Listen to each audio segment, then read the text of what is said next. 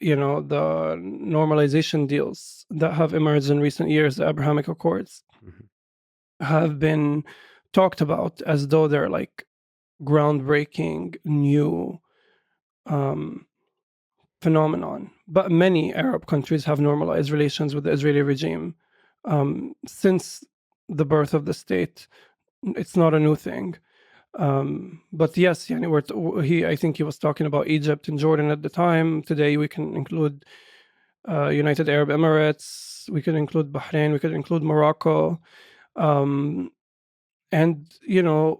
these Abrahamic Accords, they are promoted and marketed and talked about as some kind of like religious reconciliation, which I think is the most disgusting thing ever, because they're not about religious reconciliation. They're about arms deals and economic deals, and they're about, consolidating power in the region. They're about mutual strategic interests that all of these nations have together. And some people argue that,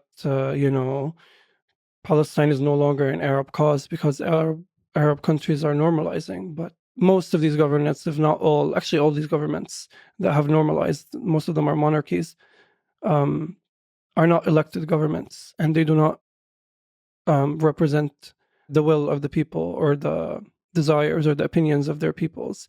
And the proof to this is like places like Jordan and Egypt, even though they've normalized and had peace agreements with Israel for many, many, many, many years, Palestine and the Palestinian cause was still a talking point in the political campaigning of politicians, of Jordanian and Egyptian politicians, and continues to be, for them to gain popularity, because that's where the hearts of the people are. And then, the Zionist regime is quite explanatory. The imperialist Zionist regime, I mean, what else do you call a regime that sought help from imperialist powers to depopulate an entire country and build a new one on top of it? So mostly you would say the thing that the Abraham Accords achieved is a negative thing for Palestine.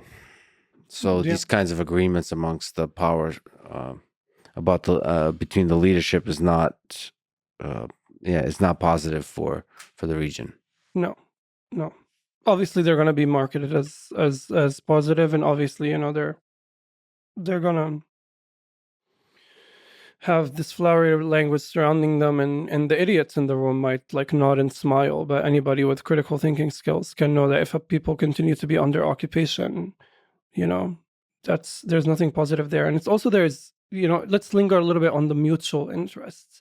The only way Morocco could normalize relations with the Israeli regime is so that the Israeli regime could recognize Moroccan sovereignty over the Western Sahara, which just happened actually last week. And now Morocco, and before that, Morocco recognized Israeli sovereignty over the West Bank. It's not like Morocco itself just has no interest in this kind of deal.